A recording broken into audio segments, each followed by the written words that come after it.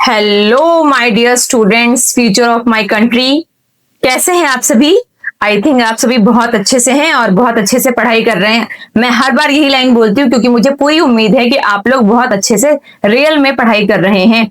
तो आज की क्लास में हम बात करने वाले हैं चैप्टर 3 राइज ऑफ मराठा से रिलेटेड क्वेश्चन आंसर को। तो चलिए जल्दी से आप लोग कॉपी पेन लेकर के आ जाइए और अपने चैप्टर को स्टार्ट करते हैं क्वेश्चन आंसर को करना। और आप सभी साथ के साथ इसे नोट डाउन भी कीजिएगा। अगर आपको लग रहा है वीडियो बहुत फास्ट हो रही है तो आप इसको स्लो कर लीजिएगा। अगर आपको लग रहा है कि आपको इस आंसर्स को लिखने में थोड़ा टाइम लगेगा तो आप वीडियो को रोक के भी आंसर लिख सकते हैं, नहीं तो आप स्क्रीनशॉट ले लीजिए। नहीं तो एक और चीज मैंने आपको बता रखी है कि लिंक पे क्लिक कीजिए, टेलीग्राम पे जाइए और पीडीएफ को डाउनलोड कर लीजिए। ठीक है, तो ये तो रही सारी इंफॉर्मेशन। तो अब हम मुद्दे पे आते हैं और अपनी क्लास को स्टार्ट करते हैं। सभी बच्चे स्क्रीन के ऊपर देखेंगे।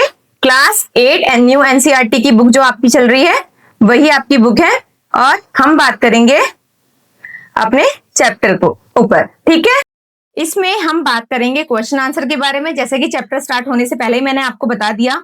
सबसे पहले हम चलते हैं पहले क्वेश्चन पे। पहला क्वेश्चन है आपका, एनालाइज हाउ ज्योग्राफी यानी particular mountain and coastline guided Maratha military strategy and the state formation, यानी विश्लेषण कीजिए कि भूगोल विशेषकर पर्वत समुद्री तट ने मराठा सैन्य रणनीति तथा राज्य निर्माण का मार्गदर्शन कैसे किया।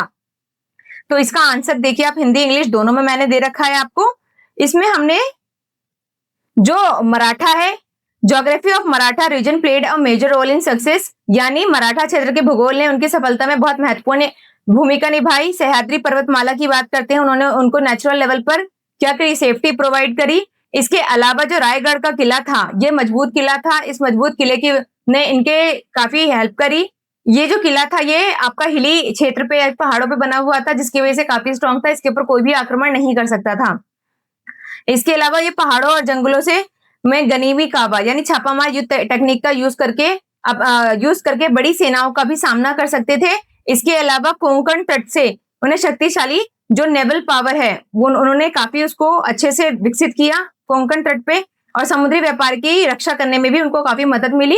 इस प्रकार जो ज्योग्राफी है उसने मराठा सैन्य ने रणनीति और राज्य निर्माण दोनों में मजबूत भूमिका निभाई। ये आपका इंग्लिश और हिंदी दोनों में आपको आंसर दे रखा है। ठीक है, सेकंड जो क्वेश्चन है आपका, imagine you are creating a short biography of Maratha leader of younger student, choose one personality. Kanhoji के बाद आपको दे रखा है आंग्रे, बाजीराव, महादजी सिंधे और अहिल्या होलकर और ताराबाई। इनमें से किसी एक के बारे में आपको एक पैराग्राफ लिखना है जो आपको इनमें से अच्छा लगे। करना तो ये आपको है, लेकिन मैं अगर अपनी बात बताऊं, मेरे को अगर इस क्वेश्चन का आंसर देना होता तो मैंने इसमें अहिल्याबाई को चूज किया है। अहिल्याबाई के बारे में बात करते हैं तो अहिल्याबाई जो है उस टाइम पीरियड की जो मराठा रूलर है उनमें से एक थी और काफी फेमस रूलर में से एक थी। इनके जो हस्बैंड हैं, उनके जो बेटे हैं, इन दोनों की क्या हो जाती है, डेथ हो जाती है और सारी रिस्पॉन्सिबिलिटी इनके ऊपर आ जाती है और ये मालवा पे रूल करती है, मालवा का शासन संभालती है। कठिन परिस्थितियों होने की बावजूद भी इन्होंने जो न्याय, बुद्धिमानी और दयालुता के साथ शासन किया, यानी इन्होंने विजडम, जस्टिस और कंपैशन के यूज करके अपनी जो साम्राज्य उसको गवर्न किया था। इन्होंने बहुत सारे टेम्पल्स बनवाए, रोड बनवाए, कुएं बनवाए, घाट बनवाए इंडिया में, और इन्होंने इनकरेज किया था ट्रेड को, यानी व्यापार को बढ़ावा दिया था, जनता के कल्याण के लिए, पब्लिक वेलफेयर के लिए काम किया था। साथ ही साथ इन्होंने साहस, ईमानदारी और सेवा भाव, आज भी उनकी जो है ये सारी चीजें इंस्पिरेशन का काम करती है हमारे लिए। ठीक है, इसे नोट डाउन कर लीजिएगा सभी बच्चे। चलिए अब आगे बढ़ते हैं, थर्ड क्वेश्चन की बात करते हैं। थर्ड क्वेश्चन है हमारा, if you could visit on Maratha fort today, आज के टाइम पीरियड में अगर आप मराठा फोर्ट में घूमने जाओगे, जैसे रायगढ़ हो गया, सिंधुगढ़ हुआ, या जिंजी हो गया, या प्रतापगढ़ हो गया, तो आप इनमें से किसे चूज करोगे और इसकी रिसर्च करनी है, इसकी हिस्ट्री, आर्किटेक्चर, स्ट्रेटेजी, इसकी इंपॉर्टेंस आज के टाइम पीरियड में क्या है, आपको ये बताना है इस क्वेश्चन में।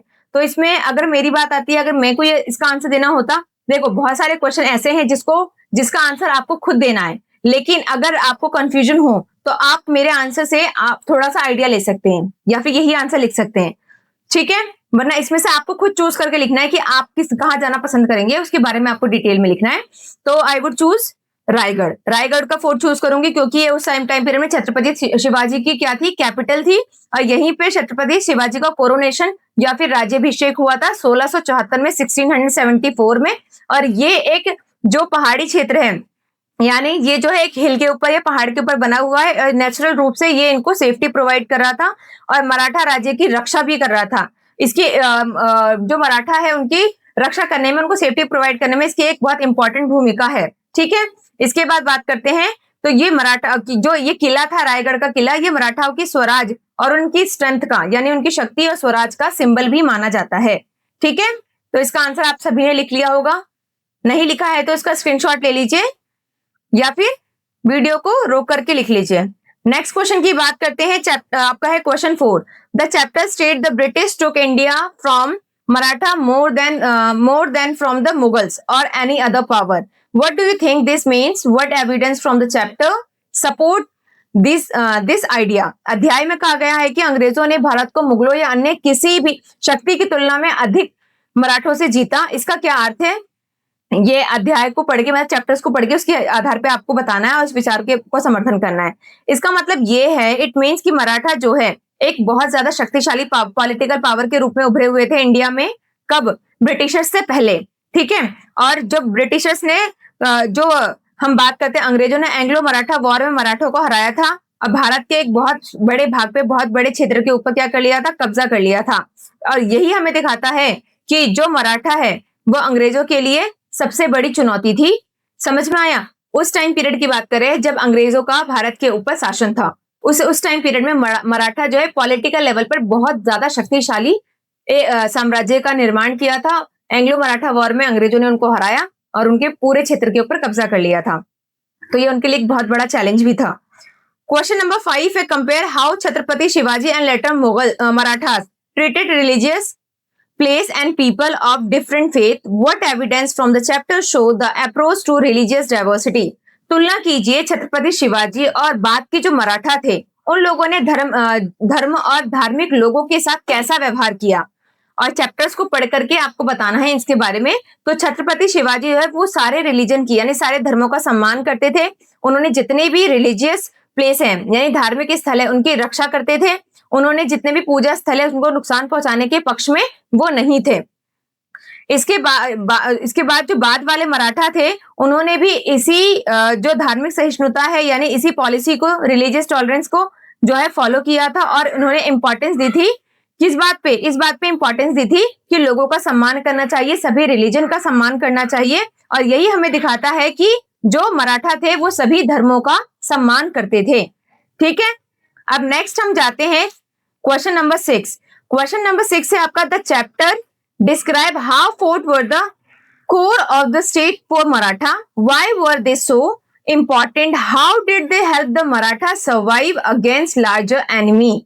अध्याय में किलों को मराठा राज्य का मुख्य आधार बताया गया है। वो इतने महत्वपूर्ण क्यों थे?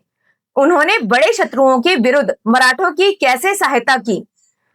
तो जो फोर्ट थे या फिर जो किलों की बात करते हैं, तो मराठा राज्य की रक्षा करते थे, मराठा किंगडम को प्रोटेक्शन प्रोवाइड करते थे, क्योंकि फोर्ट के अंदर जो है खाने को या फूड को स्टोर करके रखा जाता था, वेपन्स रखे जाते थे, खजाना होता था, और बहुत बड़ी जो सेना थी उनका ये प्रमुख केंद्र था, इंपॉर्टेंट सेंटर था। और ये जो फोर्ट था ज्यादातर हिली एरिया में या फिर पहाड़ी क्षेत्रों पे बना होता था। नेचुरली ये हमें वो लोगों को, राजा को, सेना को सेफ्टी प्रोवाइड करता था। इससे जो है ये लोग जो है बड़ी बड़ी सेना को कंट्रोल कर सकते थे। गुरिल्ला वॉरफेयर, मतलब गुरिल्ला युद्ध तकनीक अपना करके बड़ी से बड़ी सेना को ये हरा सकते थे।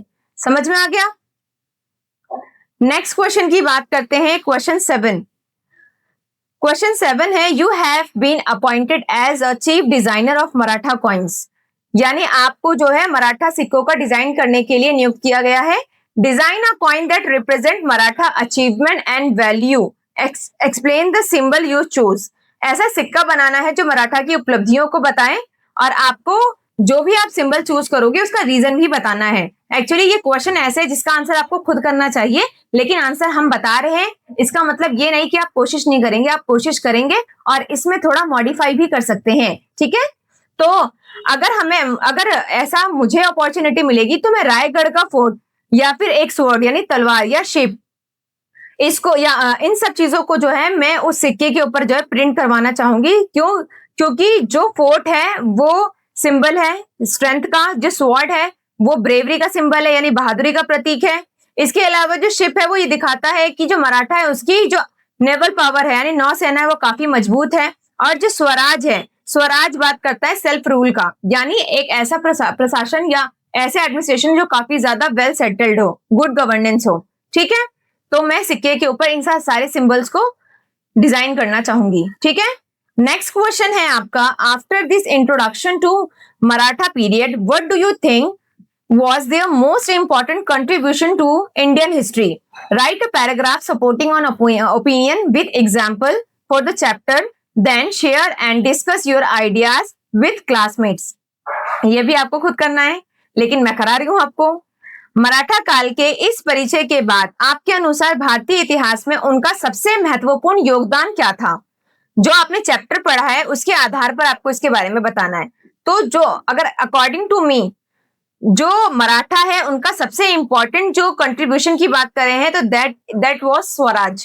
स्वराज की बात करते हैं तो स्वराज का मतलब होता है गुड गवर्नेंस, यानी एक स्ट्रॉन्ग एडमिनिस्ट्रेशन हो, एक अच्छी प्रशासनिक व्यवस्था हो। इसके अलावा इसके अलावा बात करें तो उनका जो फोर्ट था वो काफी ज्यादा शक्तिशाली था। उन्होंने काफी ज्यादा पावरफुल फोर्ट का निर्माण किया था। उन्होंने अपनी आर्मी को काफी अच्छे से डेवलप किया था, विकसित किया था, अपनी नेवल को स्ट्रॉन्ग किया। इसके अलावा ये जो सारी चीजें, इसने पूरे भारत में अपना इन्फ्लुएंस, अपना प्रभाव जो है वो पूरी तरह से स्थापित किया था। उनकी जो करेज है यानी उनका साहस, उनका जो नेतृत्व है, लीडरशिप है, उनकी जो शासन है, गवर्नेंस है, इन सब ने बहुत लंबे समय तक भारत के इतिहास पर बहुत बड़ा प्रभाव छोड़ा था। ठीक है, तो ये आपका 8th क्वेश्चन का आंसर है। तो आई होप आपको सारे क्वेश्चन आंसर अच्छे से समझ में आ गए होंगे, किस तरह करने हैं कॉपी में, ये भी कॉन्सेप्ट अच्छे से क्लियर हो गया होगा। तो आप सभी इस क्वेश्चन आंसर को अपनी कॉपी में नोट डाउन कीजिएगा और कॉन्सेप्ट को क्लियर करने के बाद इसको अच्छे से रीड आउट कीजिएगा। तो चलिए मिलते हैं नेक्स्ट वीडियो में, तब तक आप इसे पढ़िए, अपनी कॉपी में नोट डाउन कीजिए और हम मिलेंगे नेक्स्ट वीडियो में। Bye bye, take care.